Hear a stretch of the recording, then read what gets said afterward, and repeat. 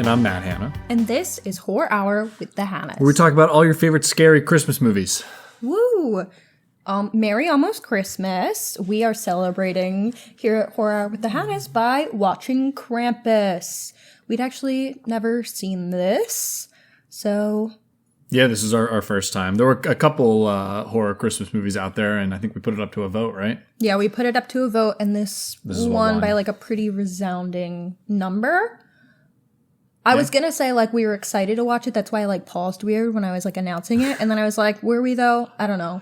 Once we saw Tony Collette was in it, it was like, much more interested. Shit. And you like Adam Scott a lot. So. I do like him from Parks and Rec, like, a lot. And Step Brothers. He's really funny. So, tell us about Krampus, Hannah. So, Krampus came out in 2015.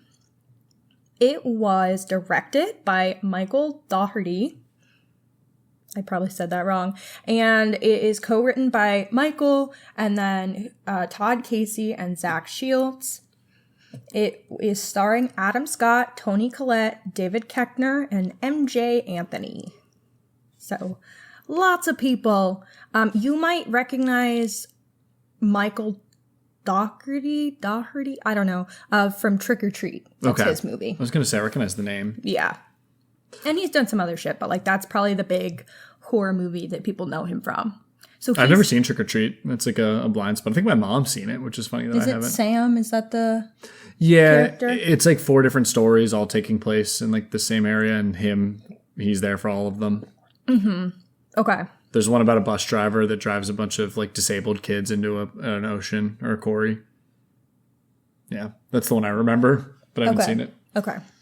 Yeah, I haven't seen it either. But he said he'd always wanted to do a Christmas movie. A scary Christmas movie, sorry. But the idea didn't take form until his friend sent him an e-card featuring Krampus. And he said it was just love at first sight.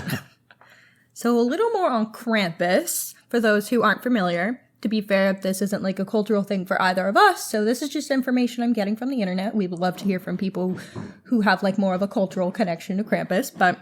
it's a figure in Central and Eastern European cultures that's said to accompany St. Nicholas on visits to children during the night of December 5th, which is Krampusnacht, or Krampus night. And this is the day before the Feast of St. Nicholas, which is December 6th. In this tradition, St. Nicholas rewards well-behaved children with gifts, and Krampus comes along and punishes them by hitting them with birch rods. I love like all of these old fables that are just like, if you're bad, we'll steal you. Like that's like my favorite of like, you will be kidnapped, just like absolutely horrified children, or just like with your fables. Hit with like hit with branches. But I'm thinking there's like a lot of tales of like a character coming and stealing people or stealing children. Now we have Slender Man. Yeah. That's the most recent American version of it. And that's not even like fun. I don't know. Most people didn't, like, it's not like people believed in that. It was just like 2 girls who believed in it and then murdered someone. It was a big deal. Or tried to. It was a big deal in internet culture for a while. I know. Because of like the Marble Hornets stuff, if you know anything about that. Yeah.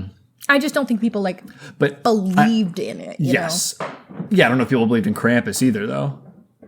I think that it was a story to scare children. I'm more just saying I think it's interesting how these stories kind of recur. Not that Slender Man is Krampus, but the idea of a character basically abducting children if you're bad. Who's going to make the new Slender Man Christmas horror movie?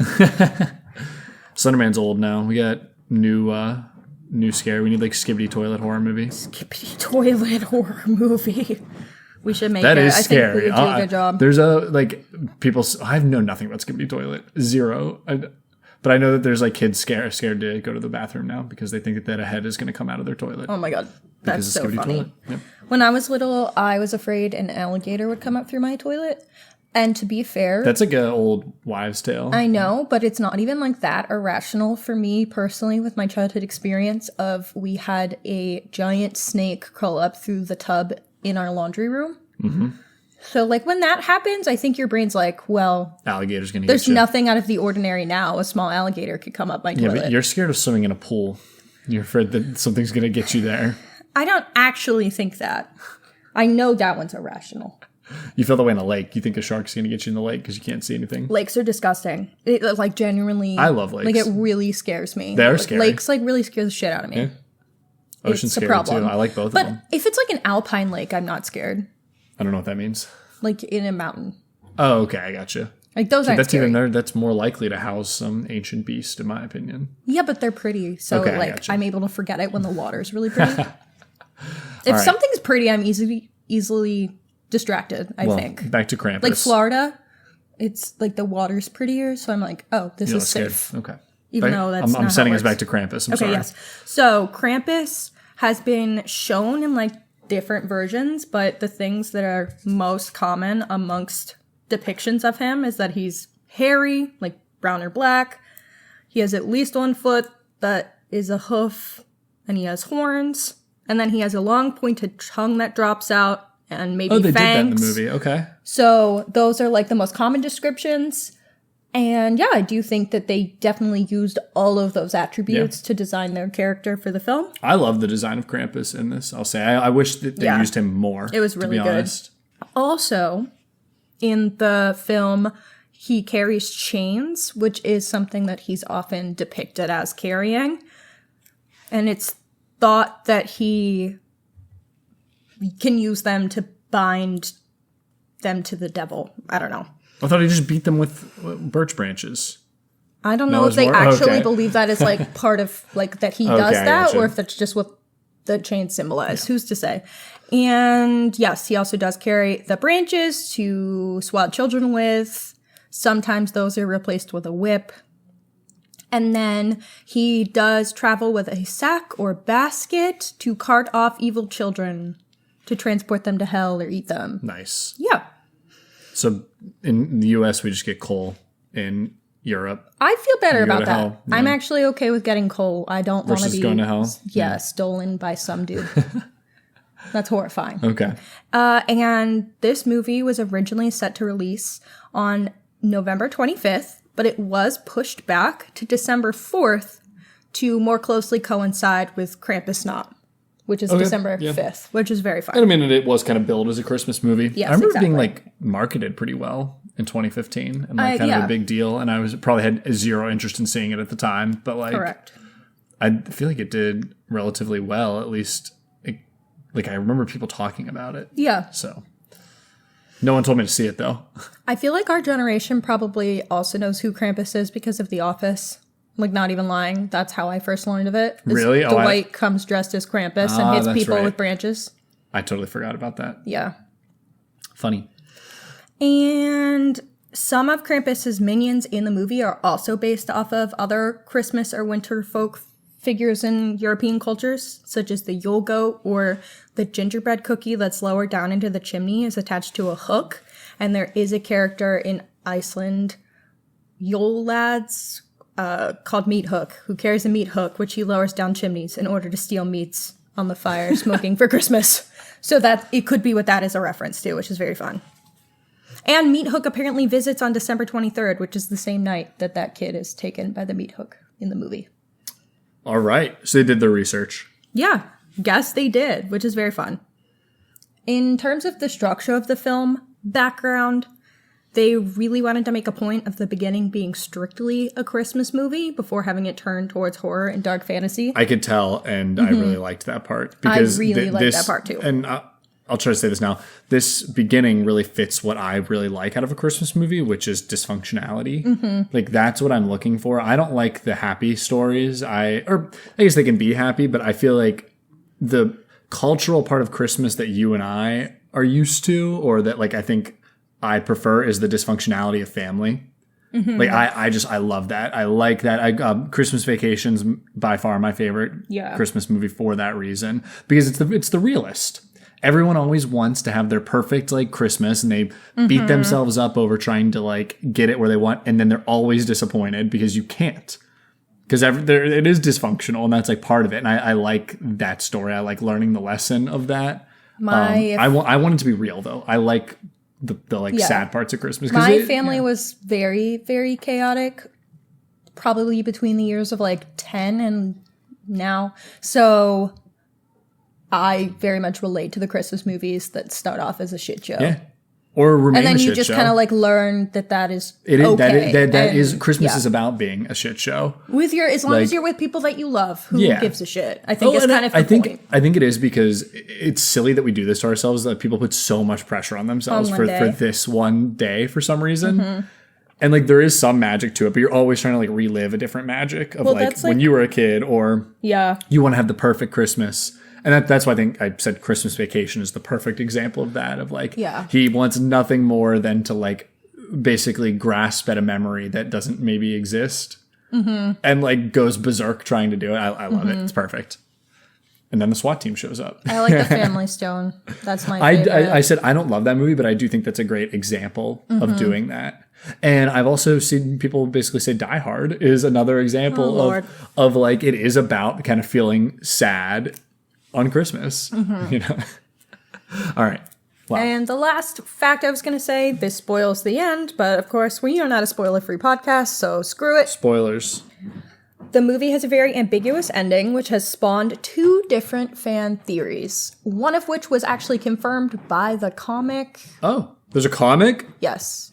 What the hell's going on here? That's associated with the movie. Yeah. So that actually does confirm one, although the writer and director said he won't confirm which he thinks is true. Yeah, I took that the ending was ambiguous. Yeah. So one is that the family are trapped in a snow globe. And that's what I thought. Condemned to like maybe repeat it for eternity in like a version of hell or whatever in the snow globe. The other version is that they're given a second chance, and the snow globe is his way of watching them to make sure that they don't screw up again. He sees you when you're sleeping. Yes. He knows when you're awake. Yeah. So either can be interpreted, but in the tie-in comic book Shadow of St. Nicholas, that confirms that the happy ending is the true ending. Death of the author. Teach their own. I think thematically it makes more sense if it's the happy ending. But probably. When you watch it... So Wikipedia plot description goes with the happy ending. Yeah, I'm sure, because that is what the comic tie-in said. Yeah. Well, why don't you give us... Do we want to do 15 seconds? Sure. Okay. You got the phone? Yeah, I got the timer. I will go first. All right. All right, I'm ready. All right, kid wishes that his whole family were to be gone, but instead of ending up home alone like Kevin McAllister, the Krampus shows up and eats everybody and takes them. And then maybe they're alive at the end, maybe not. I don't really know. Yeah, question mark? Yep. Are you ready? Go. This movie is kind of a waste of award-winning actress Toni Collette, but we watched it anyway. I completely agree. I was so shocked. I was She like, was fine. girl, why did you sign on to this project? I don't understand. Yeah, honestly, like Adam Scott, I buy being in it. This feels like a perfect role for him, and that doesn't mean he's not good. But yeah, Toni Like him Collette, and David Koechner makes sense. But I was like, Tony, how'd you get What are pulled you into this doing, one? girly pop? Are you doing someone a favor? People like this movie though, so like, Yeah, I I know know. people like it. And to be fair, there's a lot of it that I thought was super funny. So yeah, there was a lot. but we'll get to into enjoy. that, I'm Yeah. sure. So why All don't right, you give let us me the full read description? this dumbass plot description. Oop, I clicked the wrong button. Oopsie. We're working on it. Okay, so 3 days before Christmas, the Engel family, parents Tom and Sarah, daughter Beth, son Max, and Tom's mother Ami, prepare for the holidays. Sarah's side of the family comes for Christmas, including her sister Linda, Linda's husband Howard, their children Howie Jr., Stevie, Jordan, and baby Chrissy, their bulldog Rosie, and Sarah and Linda's aunt Dorothy. Max wants to maintain family traditions, but tensions among his relatives sap their Christmas spirit. When his cousins mockingly read out his letter that he wrote to Santa, Max lashes out, yelling that he hates both his family and his belief in Christmas. His father attempts to comfort him by telling him that even though the holidays are chaotic, he should always love his family, and gives him back his letter to Santa. In a fit of anger, Max tears up the letter and tosses it out the window, whereupon it is swept up into the sky.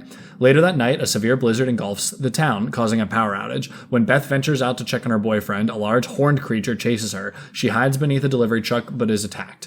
When Beth does not return home, Tom and Howard search for her. They find her boyfriend's house in ruins, with the chimney split open and a large goat-like hoofprint.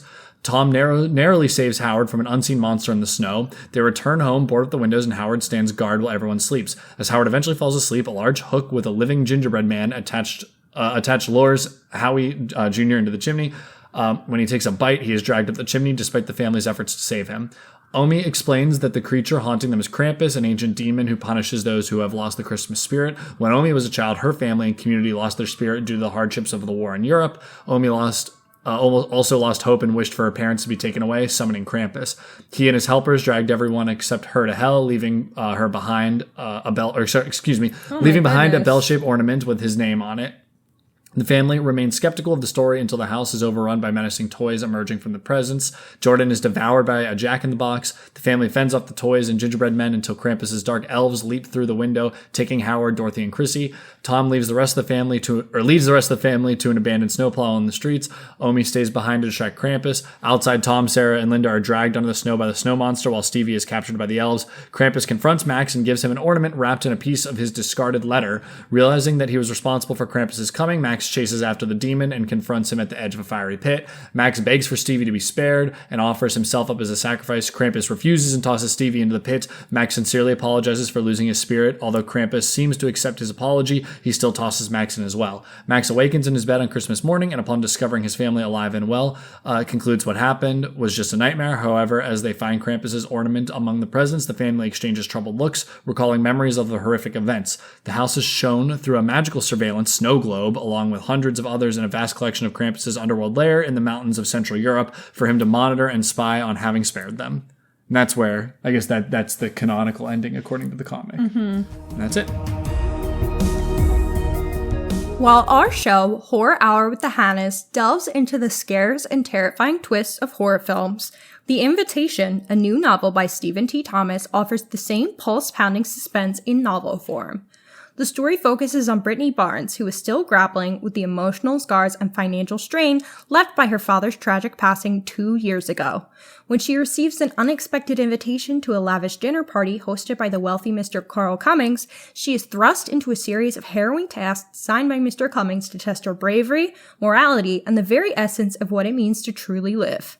I got a chance to read an early copy of this book, and it shines in its pacing. The action picks up very quickly and keeps the pages turning as the stakes escalate. Fans of Saw will recognize familiar tropes woven into the story, which is very fun. The Invitation releases on January 21st, 2025, and it's available now for pre-order on Amazon. Link in the episode description. You really struggle with that one. Sometimes words are hard. Words are hard. Reading is tough. But you're not reading out loud is really hard. The illiteracy accusation. Whoa. Reading out loud when you haven't practiced something is pretty tough. Then practice it, my man. I'm not. I have to just speed read. You could just say it normal and just speed yourself up. You know that, right? No, it gets high pitched on Audacity. I don't know how to pitch it down. Yeah. Maybe you should learn. Figure it out. I don't know if I'm sure you can pitch it down. You could definitely pitch it down. Let's be real, my man. Speed it up outside of Audacity. Some stuff auto pitches down. I don't want to speed it up. I'm just saying you could read it slower so you don't stutter. Gotcha. No, I probably would anyway. Yeah, because you're illiterate. That is not illiterate. Did you see kids in school when they had to read out loud? I crushed. Mom are illiterate. I crushed that. This is rude. I'd like to. We took this job away from you. Remember? Back in the day, old Horror Out the Hannah heads remember Hanna used to do the plot reading. Did I really? Yeah. I know I did a couple times. You were stinky, so I took over. I did think I had one that I was particularly stinky, you were too slow. And I gave up. Oh, yeah. You can't speed read. I can. Well, because I'm not going to stutter. I just refuse. Okay, so... Well, there was a word I wrote leads as leaves. My brain just went to that Tom leaves them behind. It was no, he leads them too. So we don't need to criticize my reading. Let's get to Krampus. We can criticize Krampus instead. We can criticize Krampus. We can criticize this movie for sure. Yeah. All right. So I'd never seen this before. Neither had you. We just watched it. Had no expectations, we haven't really watched any Christmas movies yet this year. At least I haven't. You watched Holiday. Yeah, I watched a corny Netflix original, and that's it. I feel like this movie is exactly what you would expect for a Christmas horror movie. It is very, very, very average. Yep. There are cool parts to it and funny parts to it. But overall, it's okay. Yeah, that's my take. The parts where it works, it does really work for me. The opening scene in this movie was so freaking funny.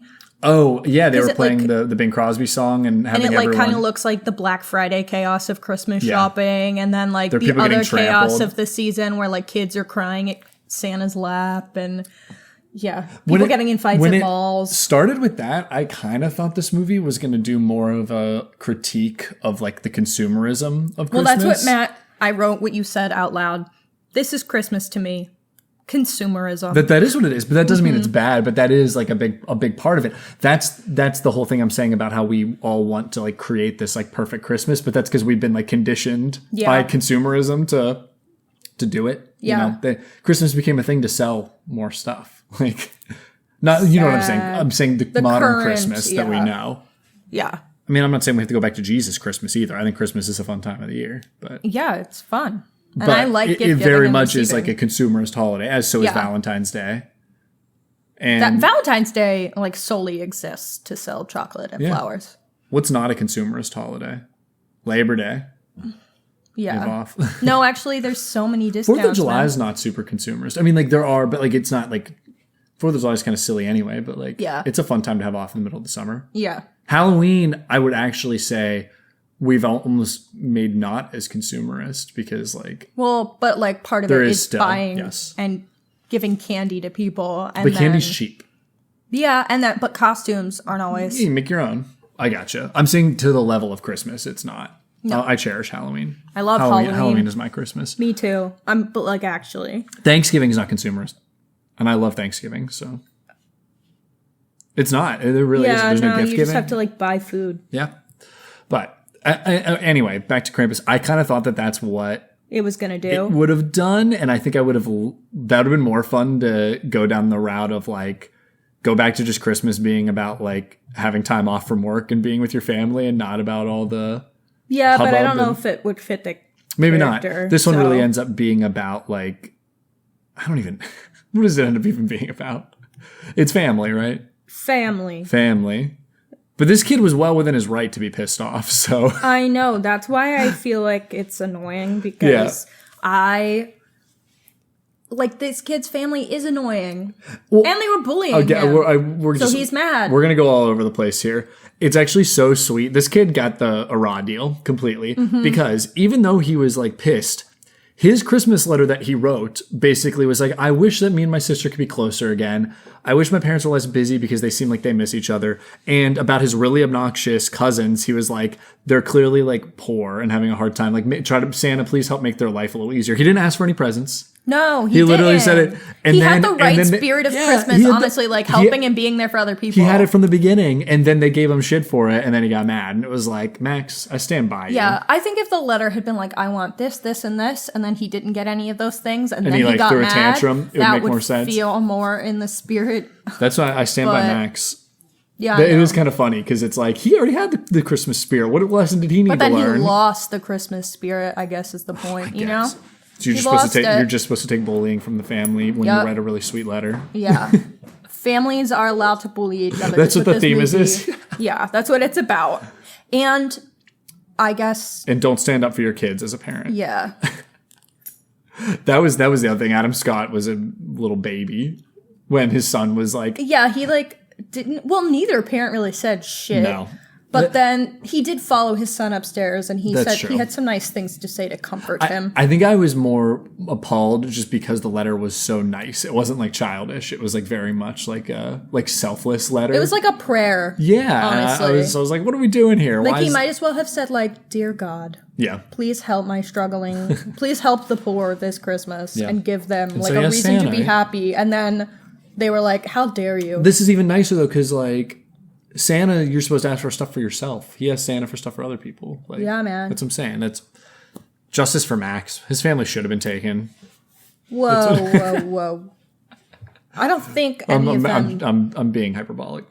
Necessarily did wrong. So let's.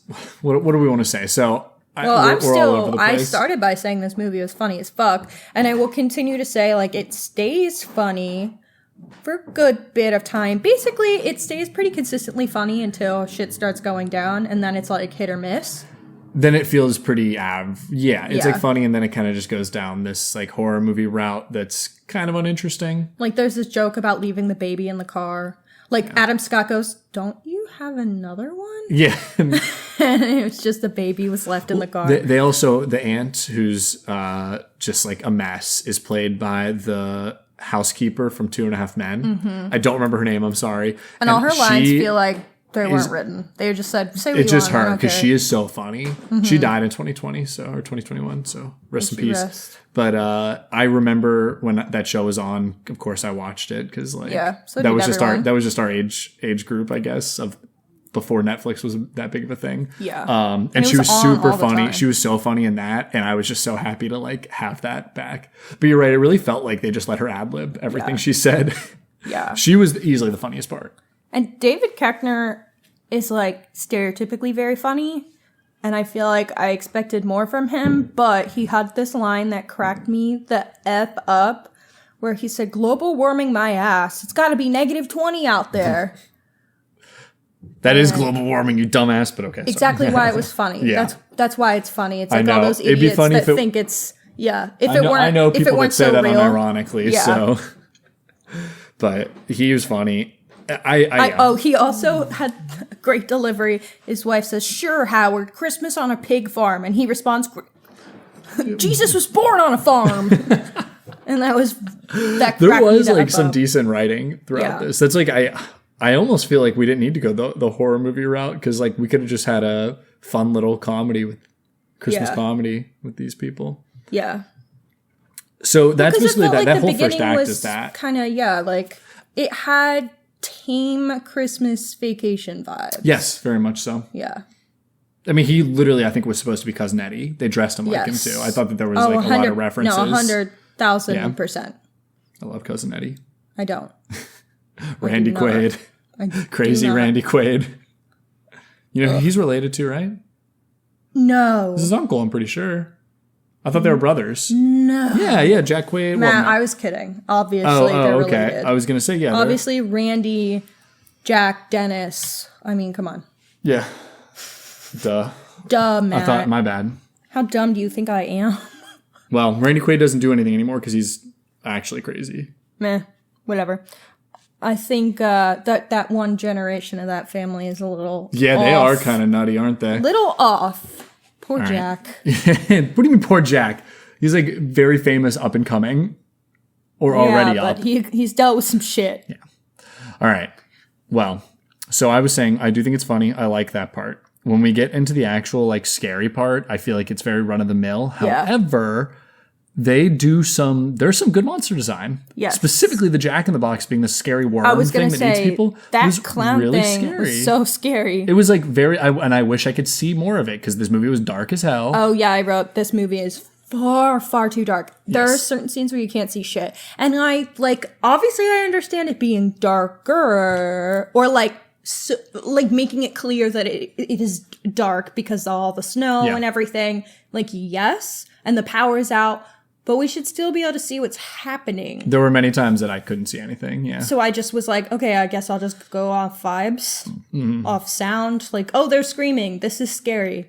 Yeah. But yeah, there was not a moment. There was not a moment in this movie that scared me. No. No hides or screams. No hides. I also want to correct myself. I said practical. I'm honestly not sure, because it actually looked pretty tangible, parts of the monster. Yeah, I don't know. But I honestly, it could have been a blend. It could have just been CG. Either way, it was done well enough that I'm questioning which one it was. Because and that was my favorite monster, was the Jack in the Box worm thingy. It was creepy. And then Krampus. Yeah, all I know from the filming stuff is that there's a single scene filmed on site, and that is the opening sequence. Everything else was filmed on a soundstage. Okay. But I don't really know anything else beyond that. Interesting. The opening scene that none of the characters are in? No, they're in. Oh, they are? Oh, yeah, they are. They are, because at the end, he's getting into a fight in the choir thing. And they filmed all of that in one day. That makes sense. Yeah. Maybe the best scene in the movie.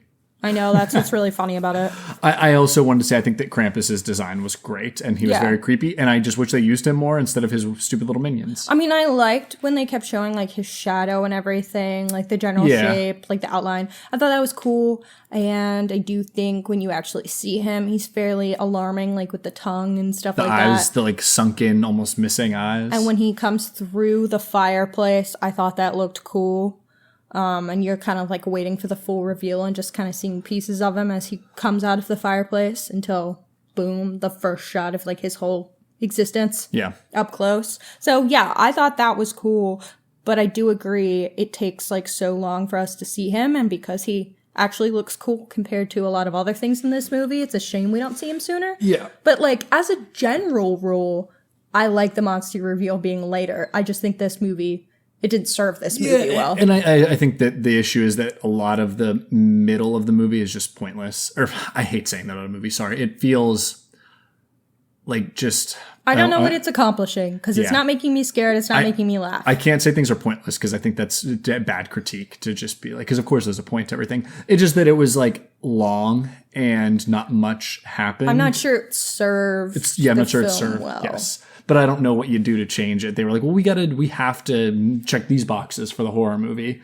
Like, let's have them fight little creatures. Let's have this happen. It was just so much was happening at once, and they get picked off and pulled out. Yeah, and but like, even that makes it kind of like difficult to follow, because like who's in what room and what kid is actually been pulled away. I was confused by and that. it was so dark, so it's like hard. That makes it even harder. And I will say, and this was a big complaint, and I think this is on direction, I did not feel that the characters reacted correctly to like their family members disappearing and or dying.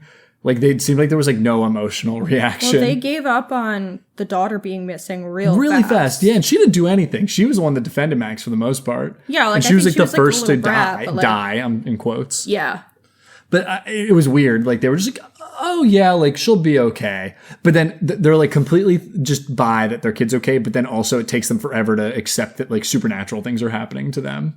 Yeah, and I'm just like, it was a very odd acting choice or direction choice, because I was like, shouldn't they be like a little more upset that the one kid just got sucked up through the chimney? Oh, wow, David, what's his name, is now just not believing that it actually happened. Yeah. Like, it was very odd in that point. And I'm sorry for complaining about a silly Christmas horror movie from 2015, but that's what we do here. Yep. That's what you came here for. Well, we're also here to talk about things we liked too. True. We do both. We do it all. I said things I liked. I think it's funny. I think What's Her Name from 2.5 Men is the best part of the movie. And I think that some of the design of the creatures and practical effects are good. Yeah. And there were parts that I was giggling. I was laughing my ass off through the opening scene of the slow-mo of people getting trampled in the store. Yeah, early in the movie, there was lots of laughter, just like we said. And then I kind of wanted to sleep. The tone just kind of shifts and gets kind of convoluted. The story gets convoluted and hard to follow and see. I think horror comedies are hard to like do, and maybe it's because you can't just have comedy and then just have horror. There has to be intertwined. There has to be a good blend of it. Raimi, very, very good at that. And Cabin in the Woods, very, very good at that. Yeah. But you need to have your humor come from the horror situations. This one, the humor comes from our Christmas situations, and then we add Christmas themed monster on it. Yeah. But it's not. It feels disjointed. Yeah. Tonally disjointed would be the word I would use. No, I agree. And even like very big words to talk about Krampus. Barbarian is more of a black comedy, but like the comedy is coming from it's throughout the stupid choices that the character like. The comedy fits with the thematic elements really well, like Justin Long. I agree with you. Yeah. And while that one is more, I would say maybe disjointed, I think it's very on purposeful. Purpose. Yeah. Yeah. And like it makes sense. And I know that some people have critiques of that movie for that reason. That's something that we think we really like. The form of that movie, I think, is what really makes it. Yes, I agree. And when 100%. Sometimes you just have to have a good writer and director to make stuff like that work. You know? Yeah. Sometimes it really just comes down to talent. Mm-hmm. I do think it's funny how in depth I am talking about Krampus. It's Krampus. You know? Making myself giggle. Okay. What else do we have to say? Anything else you really liked? I thought this movie looked fine. It looked fine until it got dark. But there were times I was looking at it and I was just like, Jesus Christ, like this looks so much. This bullshit Christmas horror 2015 movie like looks better than some of the blockbusters that come out now. Yeah. And I like even it was too dark in many scenes, but even some of the lighting in this, I was like, I'm upset that this movie like looks like there was more pre-production and planning that went into it. Yeah. Like, what are we doing here, guys? Yeah. The state of blockbusters. We haven't seen Wicked yet, but those trailers. It's apparently so good. I haven't spoken to anyone who dislikes it. I talked to my friend Charlie on the phone yesterday, and he said everything about it is good. And he said there are the most baffling, like, shot selection choices, lighting choices, and like stylistic looking choices that it's almost like it made him like angry. Like, it was, like, frustrating, he said. I mean, I see that just from the songs that I've seen. Like, the shots are so choppy, which is very counterintuitive to choreography, which, like, is supposed to tell a story with the way characters move and flow. There are times that you can do it if it, like, thematically makes sense. But I would say in these ones, it doesn't feel like it. But we haven't seen it, so we can't talk too much shit. Yeah, I can just talk shit about the one scene I watched. I've said before, I'm just salty that we let West Side Story flop. Spielberg's West Side Story. So now that everyone's seeing this, I'm pissed. I really like Wicked, and I think Wicked is a classic in its own right. So I certainly don't have an issue with it existing and people liking it and it being critically well received. My issue is exclusively that it's a cash grab to be 2 movies, because it should not be 2 movies. I do have a huge problem with that too. If you can't make your musical 1 movie, you don't have any right to make it. And I understand, like, yeah, there's 2 acts, but the second act is considerably less fun than the first act, so what the fuck are you gonna do? Well, they're gonna get their money. Like, it just should have been 1 long movie. I'm fine with people splitting books. I'm fine with people splitting stuff. If it's a musical, if you can tell the musical story in less than 3 hours at the musical, you should be able to tell your movie musical in less than 3 hours. Yeah. Like, its source material is so much shorter. Like, figure it the fuck out. Yeah, I don't get it. Oh my god, now you got me ranting. They just want a best original song, probably. I don't know if they even made for both. Songs. Yeah. As Long as You're Mine or whatever. Is that what it's called? That is not an original song. That's a Wicked song. Oh no! Oh, they wrote an original song. I don't know if they did, but I'm just theorizing. I missed what you were saying. I thought you were saying that they wanted to win in both years, one for part 1, one for part 2. But they would have to write an original song for both. Okay, that's how that works. Yeah. I'm dumb. We'll see if they did though. I didn't. Again, we haven't seen it. We're just like talking. We're just talking shit. Well, what else? Anything else you want to say about Krampus? Anything else you liked, disliked? The elves were scary too. They were real. They were definitely people. Yeah. Yeah, all the creature design besides the little gingerbread men I thought were scary. Yeah. I thought the gingerbread men were stupid. But I think it's because they were so high-pitched. Once you have Gingy from Shrek, there's never going to be another good anthropomorphic ginger man, gingerbread man, because Gingy steals every scene in Shrek and Shrek 2. So what's the big gingerbread man? He's kind of scary. Oh no, I can't think of his name. Oh, you have to come back to me on that one. I'll remember. Not the Gumdrop Button. The one that I Need a Hero version. Yeah, the one that storms the castle. Do you know the Muffin Man? We just watched this movie too. He's the slow one. He's big gingerbread man. We're Googling it. Everyone's sitting through this. Shrek called Mongo. Mongo, yeah. I remember we were watching it. We were all like, Mongo, no, Mongo. Rest in peace to Mongo. Real one. He died. Maybe. I think he's singing in the credits underwater, so maybe he's alive. Yeah, who knows? He's not having a good time. He's not here for a long time. Or a good time. So, R.I.P. Mongo. I love Mongo. You couldn't even remember his name 2 minutes ago. I know, I'm really upset about it. I love Shrek 2. It's so good. Everyone, don't watch Krampus. Go watch Shrek 2 instead. You can skip the first one. I think Shrek 2 is better. I think the first one is good. It's very good. The second one is like peak comedy, The second one's magic. Okay. All right. Do we have to say anything about themes other than family? Family? I say family. I'm trying to do Dom Toretto. Family. Yeah, but at first you said like family. Family. Yeah, I'm pretty sure that's all it's saying is like don't take your family and your loved ones for granted around the holidays. Except like they took him for granted, so I don't know why he has to learn the lesson. It. Max was a good boy. Max was a good boy. Well, he just had a moment of weakness and grumpiness. And I think that's fair when your family members are bullying you. Like, let's be real. Yep. That shit sucks. And your family should not be bullying you. Maybe they should have gotten punished and he should have been fine. This movie actually feels like a combination of a lot of different Christmas movies. And the first one I was thinking was Christmas Carol. Because it is like the idea of a dream where you have to like learn your lesson and you're shown. The thing is, he's not really shown past, present, future, which is like a big part.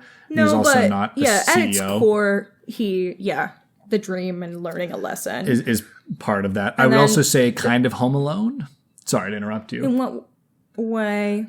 I was more seeing that the lesson learned is similar. Like Kevin wishes for his family to disappear in Home Alone, and then when he wakes up, they're all gone, and he's alone, and then he has to like realize that no, he's like stronger with his family. Yeah, and like wishes to have them back. In this situation, it's funny though because his wish didn't do it.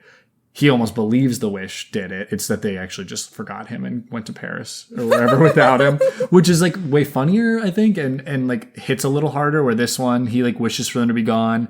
And instead of them just being gone and him having to deal with that, he has to like watch all of them disappear. So you don't really have time to like learn anything. You know what I mean? It's like, yeah, it's like, let's take one beat from the movie Home Alone and stretch it into an entire movie, which is the family, just the act of the family disappearing versus actually being gone. And and like, you know, what's funny, like Home Alone, simple movie, but like that works really well as like a learning moment of like the actual growth of the character comes after the act has happened, right? And they're left to like sit alone with their thoughts versus a movie just about the disappearance. Like I don't know, it doesn't work as well. That's just my opinion. Speed things up. I know it's a horror movie, so like I can't complain, but yeah. Just a thought. I'm talking about movies in general now, not just Krampus. But I do think it has the right kind of vibes to be a Christmas movie. I agree with that. Christmas movies aren't works of art generally, and so had this one been, it would actually be a letdown for a Christmas movie. I have a hot take. Like there are not very many good Christmas movies. Yeah, there's like 2. There are more than 2, but like there's not a lot. Like there's many more better Halloween movies. Yeah. Than Christmas movies. But it's funny because there are so many Christmas movies and so many like not good ones. Yeah. And it's almost like a trademark of Christmas movies to be bad on purpose. Yes. But that's why we all love Hallmark. But no, that's my point. Like the Netflix originals are all super corny. Let's just talk about Christmas movies now because I can't talk about Krampus that much more longer. I was talking at work about how a lot of Christmas movies and Hallmark are very specifically like smooth brain content. Oh my God. Being that, I know they agreed, in being that like they're meant to just not challenge you in the slightest or make you like think at all. Mm-hmm. It's like literally meant to like turn the brain off to like watch this. And I feel like that it's like an infantilization of people as both the audience and the characters. Cause all these romance ones are like, I'm this corporate woman and I just need a simple, strong man to like help me and reteach me the love of Christmas. And it's like infantilization of that man in this movie, which typically you see that. I feel like in a lot of things we see women being infantiles, but in like Christmas movies, Hallmark, it's always like the men. So like our corporations and the people making this think that this is what infantilize. I can't think of the word. Is that the word? You made me lose my train of thought. Either way, what I'm saying is that what these like people that make these movies think of us? That this is what people want. They just want like no challenge, just everything simple, like, and that's why they're giving it to us, and that's why I'm calling it like smooth brain content. Is in like they think that of us, they make their characters like that, and we can just like watch and turn brains off. I do think it's interesting that it's such a common trope for like the strong woman to chill. Yeah. They're like, weird? Women shouldn't be strong around the holidays. Yeah. You should just be subservient to men. Exactly. It's like, what's up with that? Why are they telling us again? Consumerist holiday. I don't think that's it. No, I don't think it's Christianity. No, I don't either. I think that's what they're trying to like bottle up and package to you. Because I also think a lot of like romantic novels do similar things, right? No. And I would consider romance novels to be a little smooth brain content as well. Shut the fuck up. They are though. Don't call me smooth brain. I'm not calling you smooth brain. I'm saying that reading those things is like smooth brain. It is smoothening your brain. Hey, reading is a cognitive activity, my You're man. right. I'm talking about that the fact that like movies don't challenge at all, specifically Christmas movies, but the good ones do challenge. The good ones are the ones that are like a little more sad or are like the dysfunctional family ones because it actually like makes you feel things. Yeah. Yeah, that's my whole point. Okay. Sorry, was that too much of a rant? You didn't give me anything to work with. I'm sorry. I just sometimes just don't have it. Nothing. Well, that's just the state of Christmas movies is like the audiences are ready to feel things. I don't think Christmas. they are. That's, I think. We are. Oh my God. Maybe you are. I'm ready. I'm not putting on a Christmas movie to use my brain. That's the whole reason why I'm putting a Christmas movie on. It's not that it's to use your brain exactly. It's more that you can be like emotionally challenged though with the movies, which is my point about the dysfunctionality in Christmas movies being my like favorite. You use your brain when you watch Family Stone.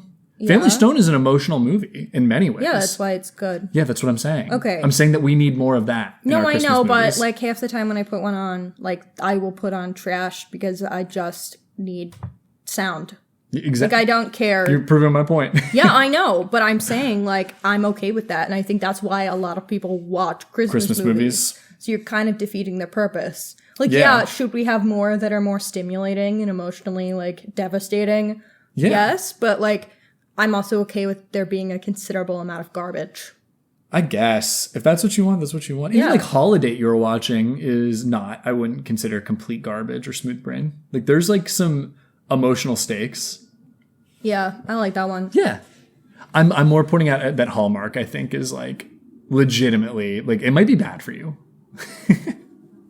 See, you're trashing on things. This rant has been exclusively pretty much things that women enjoy, so I think you need to watch yourself, okay, fine. Buddy.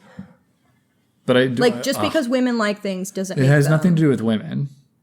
I know, but I think you do Hallmark, need to consider that like, the like things that you're shitting on are things that are primarily consumed by women. Do we think that maybe that's just... Like, maybe our lives are really fucking hard, so we have to have, like, an escapism? Or this is another consumerist thing where corporations don't think that women can be challenged and they just are trying to give them something that is, like, simple. Like, is that what they think of you? That's my think point. That's what you think of me. I don't think that of you. You don't watch that much Hallmark.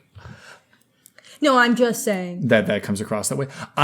My point is, I feel that the people. It makes me think, like, what do the people making these movies think of us? Is my whole point. And maybe that's extended to women in particular, and that's what's fucked up, I think. Yeah, I would agree with that also, but it's fine if people want. If that's what people like to watch, that's fine. It's not for me though. Yeah, it doesn't need to be. Watch Krampus over Hallmark. I would watch Krampus again for Christmas if I need baby brain things. I watch it again, but I'm also going to probably watch The Christmas Prince again. Like, I don't know that one. What about Hot Frosty? It's so shit. I have no interest in Hot Frosty. That seems too shit. People at work said it was good. That's how we got in this conversation. That's so. But funny. I also was like, that actually sounds hilarious. So, like, I'm down. Yeah, to be honest, because she puts a scarf on him. He's an ice sculpture, and then he comes to life. It's like Jack Frost, except like a hot guy. It's like Frosty. Yeah. Yeah, not Jack Frost. Yeah, Jack Frost is Frosty. How do you go to Jack Frost first and not because I like Jack Frost. Because I like Michael Keaton movies. Well, and that one makes me cry. I need to specify, I don't hate women. I'm sorry if my rant makes you think I hate women. Don't edit it out. We don't hate women here. I'm worried you're going to edit it out so that I seem like a critical little shit. I think I was trying to put my words together as best as I could about how the holidays and corporations think we're stupid. That's they point. Do, and a lot of us are. So, you know, happens. Okay. Well, what do I want to say next? Let's talk about favorite scenes. My favorite scene is the opening. Yeah. When they all get trampled. I love that shit. There's literally no question. I was so locked in, and then I feel like I lost interest as the movie went on. Yeah. There's no debate there. Well, then I'm ready to rate it. Yeah, we should rate it. All right. I'm giving it a 4 out of 10. Whoa. I started to talk and I lost it. You said I can't read. That's not reading. That's speaking. I can't talk. All right. Go ahead. 4.5. Out of 10? Yeah. Okay. At one point in the movie, I was going to give it a 5, but then I checked out so severely that I was like, it's not that good. Well, I hope you enjoyed my rant about holiday movies in general. That's what we did Krampus, just so I can speak about the state of Christmas movies. Is it? Yep. No, I just wanted to watch a Christmas movie. Well, that's my we're operating on 2 different frequencies. No, and maybe it's bad of me that I just watch the same one over and over again, which is Christmas Vacation. And by no means, to be fair, I watch the same 2. By no means is Christmas Vacation that stimulating. No, my point is, I love it. Makes me feel the most like Christmas. Yeah, that's because fine. It's the most real. Is all I was trying to say. Yeah. Okay. Well, I'm done. I'm Matt Hanna. I'm Hannah, and I'm tired. This is Horror with the Hannahs. Merry Christmas. Happy holidays. Maybe watch the Krampus. I don't know. We'll still have another episode that comes out before Christmas, too, which is what's fun. Cool. Okay. Well, bye. Bye. Thank you for listening to Horror Hour with the Hannas. Make sure to listen to future episodes on Spotify, Apple Podcasts, Amazon Music, iHeartRadio, or wherever you can find podcasts. You can follow us at Horror Hour with the Hannas on TikTok and Instagram for more content. If you like the podcast, please follow and leave a review on your favorite podcasting app. Happy hauntings!